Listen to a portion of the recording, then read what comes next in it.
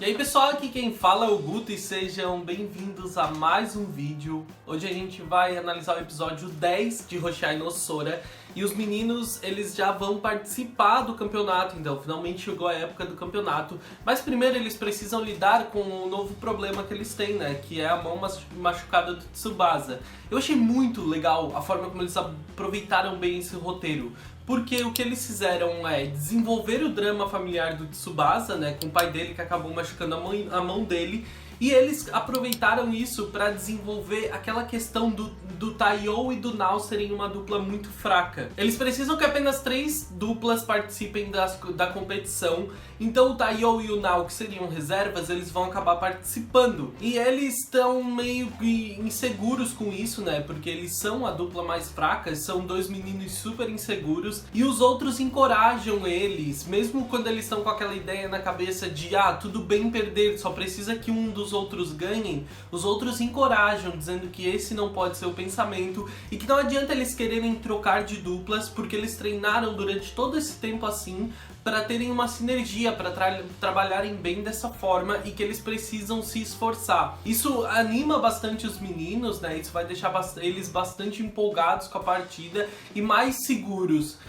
Então foi muito bom a forma como o roteiro aproveitou, né? Desenvolveu de forma clara o drama do Tsubasa, né? Porque eles não precisam se aprofundar muito mais naquilo e conseguiu resolver, né? Ou pelo menos trazer pra gente de novo essa questão da dupla mais fraca, dos esquecidos do time. A gente vê o Maki jantando com a mãe dele e ele tá falando sobre a competição. Ela diz que não vai poder assistir porque ela vai ter que visitar uma das obras da qual ela tá participando do projeto. E ela entrega o dinheiro pro Maki. É bastante dinheiro e ele pergunta por quê. Ela diz que é pra ele aproveitar aquilo, já que ele vai participar da competição e comprar talvez uma raquete nova, alguma coisa assim. E ele explica que não vale a pena porque ele teria que se adaptar ao novo equipamento. A mãe dele fica bastante interessada, ela vê como o soft tennis é muito mais complexo do que ela pensa, né? Muito mais interessante. E o Maki aceita o dinheiro, ele acaba aceitando pra usar pra outra coisa. E no dia seguinte a gente vai ver ele e o Toma numa feira e o Maki compra vários ingredientes pra preparar alguma coisa. O Toma tá atrás de uma munhequeira nova e eles esbarram com o Arashi, aquele rapaz líder da Academia Misaki, né? Líder do time da Academia Misaki. E ele conversa muito com o Maki, com o Toma, ele é super amigável e ele fica enchendo o saco do Maki pro Maki preparar aquele macarrão de novo, aquele noodle de Okinawa de novo. E ele fica empombando, perturbando e tentando convencer. Ele diz que pediu pra empregada dele preparar, mas que não ficou a mesma coisa.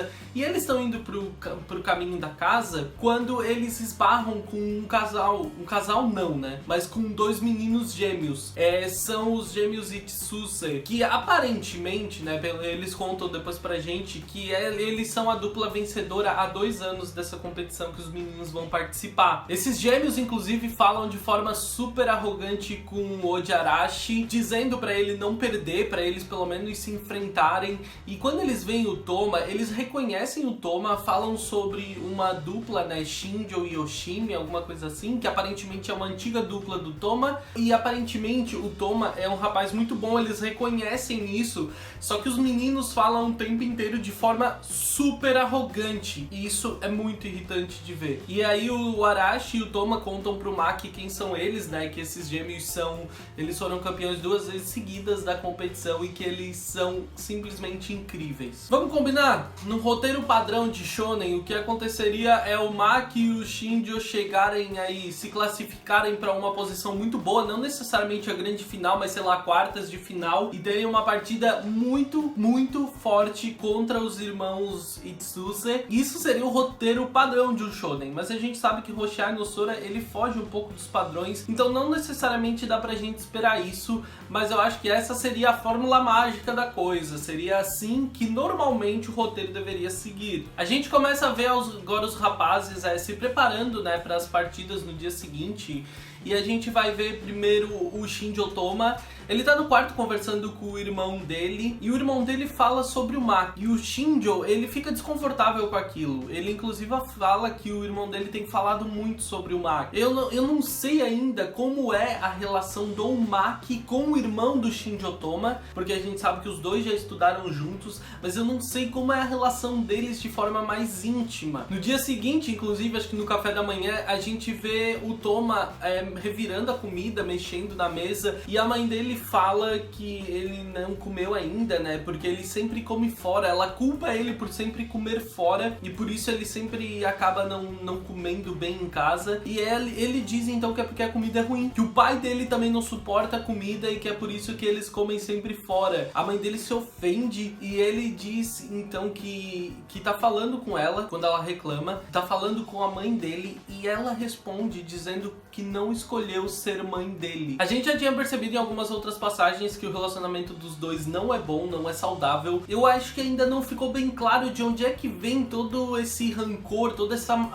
amargura que a mãe dele tem pra cima do próprio filho. Isso ainda não ficou claro pra gente, então é bastante curioso. E eu acho que quando eles desenvolverem isso, deve causar um certo impacto na gente. Eu posso estar criando muita expectativa. Eu tenho criado muita expectativa com Hoshai no Sora constantemente. Mas esses dramas familiares dos meninos são os plots surpreendentes da história. Então eu realmente espero que eles desenvolvam alguma coisa surpreendente e interessante na relação do Toma com a mãe dele. A gente também vê o Rintaro, que é aí o vice-líder, né, do grupo. Aquele menino que a gente sabe que é adotado, que eu achei que o drama dele não ia ser mais tocado nisso, mas a gente vê os pais dele chegando ao quarto e conversando com ele, dizendo que a mãe biológica dele está pronta para conhecer ele, quer conhecer ele. Isso é muito curioso, eu não conheço e também não pesquisei. Agora, depois desse vídeo eu vou pesquisar para entender como são as políticas de adoção no Japão. Mas pelo que a gente sabe da primeira conversa dos pais do Rintaro com ele, os pais eles são obrigados a contar por lei em determinado momento que o menino é adotado. E aparentemente a mãe biológica, né, ou a família biológica tem a oportunidade de conhecer ele. Eu não sei se isso vale para ambas as partes, quando ele quisesse ele poderia conhecer e tal, mas aparentemente as leis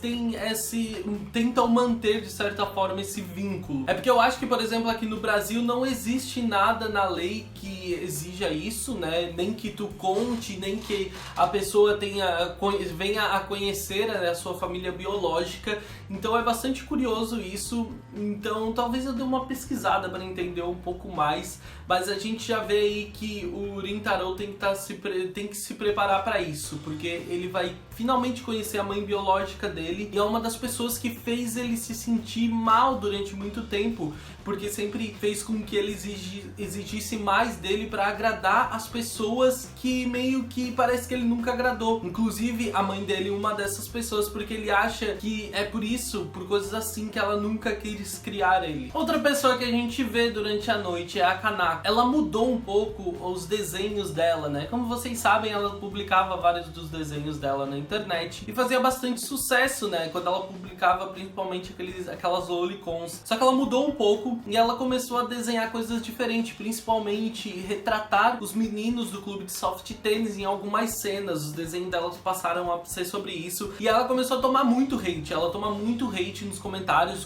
pesados mesmo. Isso é muito interessante porque retrata muito da realidade de que muitos artistas nossos vivem na internet. A internet ela ainda é uma terra sem leis, então as pessoas falam e dão hate no que quiserem, da forma que quiserem, sem grande peso na consciência e sem se preocupar, porque lá são anônimos. Então eles fazem isso pra cima da Kanako e é muito triste tu ver que ela representa uma parcela muito grande dos artistas e produtores de conteúdos que a gente tem na internet. E as pessoas se aproveitam do anonimato pra tocar um hate gratuito, porque elas simplesmente não gostam do conteúdo. E não é porque seja um conteúdo ruim, às vezes é porque elas simplesmente não gostam daquele conteúdo. E é muito legal que Hoshai no Sora retrate isso. A Kanako ela representa muito bem a otaku ilustradora novata que tá lá colocando as suas coisas na internet, sonhando com algum dia se tornar uma ilustradora ou então uma animadora, sonhando com isso algum dia, mas tá ali se dispondo a tomar esse hate, se expondo, disposta ao risco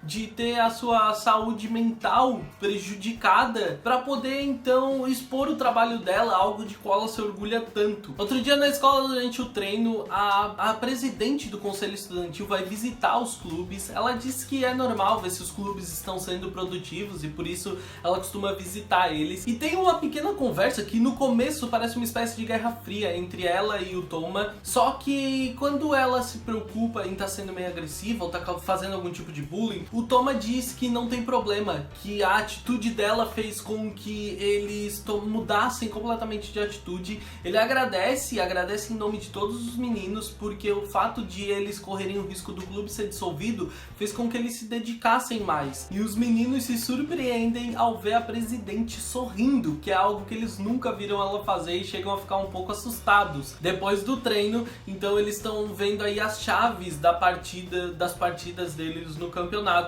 e ficam preocupados porque o Shinjo e o Maki, eles vão enfrentar logo de cara aquele rapaz gigante, alto, que eles foram espionar no outro dia, e isso pode ser um pouco preocupante, mas eles estão muito confiantes e bastante empolgados para participar. Inclusive o Maki, enquanto os outros todos se mostram preocupados por essa partida, o Maki mostra uma coisa diferente. Ele mostra que tá animado, ele tá empolgado pelo desafio. E no final do dia a gente vê também o Toma indo até a sala do professor de artes e entrando para conversar com ele a sós, mas a gente não tem a menor ideia do que ele foi fazer lá. Quando chega o dia da partida, inclusive, a gente vê a mãe do Maki em casa e o Maki deixou o restante do dinheiro que ela deu, né? Ele devolveu o que ele não usou. E os meninos então vão pro local da competição e chegando lá a gente vê eles todos reunidos e os pais do Taiyo chegam. Os pais do Taiyo parecem super gentis e amigáveis, aparentemente sempre vão assistir as partidas do menino, só que eles começam a ser... eles são meio que super protetores, só que eles não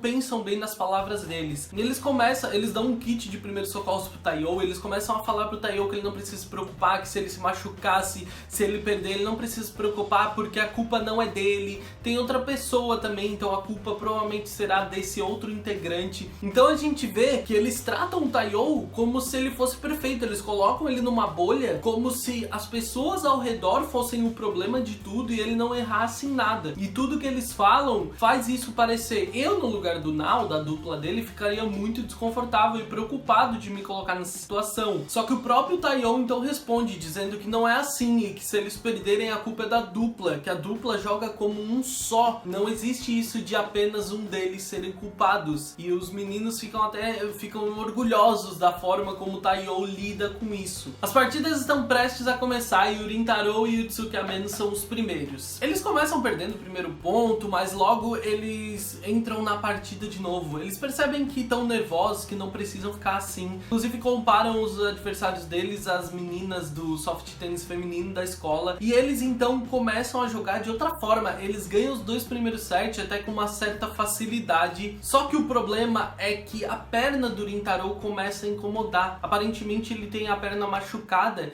e eles estão se movimentando demais, jogando muito rápido, né, se esforçando muito, e a perna dele começa a doer. E isso faz com que os próximos sets não sejam tão bons e nos 3 próximos sets eles acabem perdendo, principalmente porque a perna do Taiyo ele não consegue ter as mesmas respostas, mesmo que ele e o Tsuki Ameno acabem trocando em disposição pro Rintaro jogar numa posição que se movimente menos, eles não conseguem mais lidar com toda a pressão e o Rintaro sai da quadra mancando com a ajuda do Itsuki, mas os dois saem orgulhosos do trabalho deles porque eles sabem que eles se esforçaram muito e terminaram com 3-2. Os próximos a jogarem são o Taiyo e o Nao. Eles jogam contra uma dupla da Academia Misaki e a gente vai ver que eles estão ali meio preocupados com a partida, mas os primeiros a incentivarem eles são o Tsubasa e o Shingo, a dupla que deveria estar jogando essa partida. Os dois dão muita força para os rapazes, mostram muito apoio e isso anima eles. E a gente vê também que eles estão de certa forma preparados, porque o que o Maki fez antes da partida, o Maki preparou o tal macarrão que o Arashi da Academia Misaki gosta tanto e meio que usou aquilo como isca para conseguir algumas informações sobre a dupla que os rapazes iam enfrentar. E ele descobriu que é uma dupla que joga de uma forma muito metódica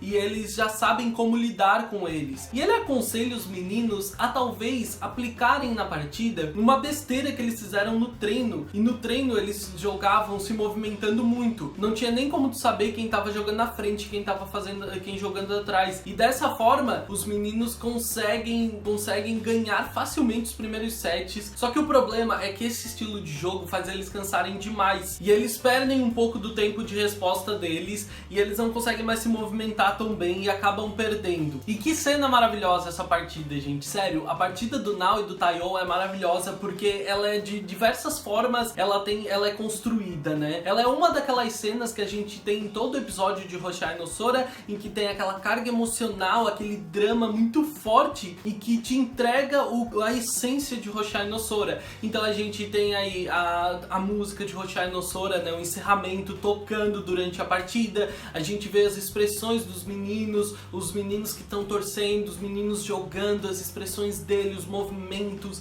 a trilha sonora, não só a música em si, mas os sons, né, os efeitos sonoros, tudo maravilhoso construindo essa cena, o que dá aquele drama, aquela pressão, aquela sensação que a partida do Taiyo e do Nao tem e que eles queriam transmitir pra gente. Os meninos perdem, estão desanimados, só que a expressão deles muda quando eles vão cumprimentar os jogadores da outra dupla, que parabenizam eles, diz que os dois são incríveis, e quando eles voltam para os amigos deles, eles recebem os meninos super bem, super animados, parabenizando pela partida. E cara, isso dá um quentinho no coração tão maravilhoso, sério, é muito boa essa cena, sério, eu já fico assim, ó, todo emocionado só de lembrar. Por mais que a cena seja bem simples, né, bem padrão shonen, assim, de meninos se superando, ficou muito bonita a cena, porque a gente sabe que existe um drama familiar muito grande por trás daquilo tudo. A maior parte das cenas se tornam assim quando tu pensa no background delas, né, de todos os personagens. Cada personagem tem um background muito denso,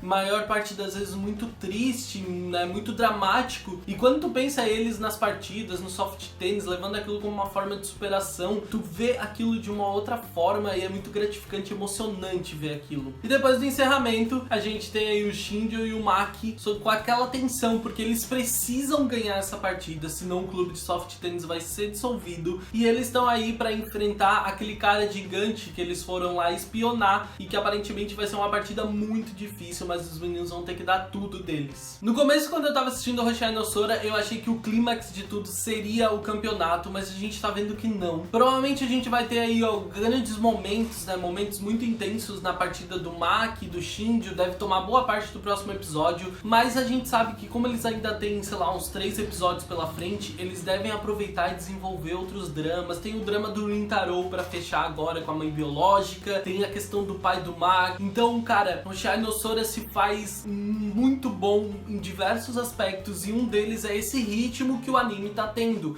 E hoje eu percebi que ele é realmente um ritmo muito bom e um roteiro muito bem desenvolvido pela forma como eles aproveitaram a história do Tsubasa para aproveitar e para desenvolver as questões da dupla mais fraca do clube. Então isso é muito legal. Hoshai no Sora mais uma vez se mostrando aí um anime com uma maestria sensacional, se mostrando provavelmente o meu anime favorito e o melhor desta temporada. Deixa aqui nos comentários a sua opinião sobre esse episódio, né, se você já assistiu, quais as suas expectativas para os próximos episódios aí, como vai ser essa então partida do Maki e do Shinjo. Não esquece que eu tô online sempre que possível na Twitch, é twitch.tv/Gutonu, tem aplicativo na Google Play, na Apple Store, é só você baixar, clicar no coraçãozinho em cima de mim e me seguir lá pra saber quando eu tô online. Se é novo por aqui, caiu de paraquedas nesse vídeo pesquisando o Hoshai no Sora, sei lá, se inscreve no canal pra acompanhar as análises dos próximos episódios. Eu tô planejando alguns outros conteúdos de Hoshai no Sora pra cá, mas eu não sei se eu vou conseguir trazer,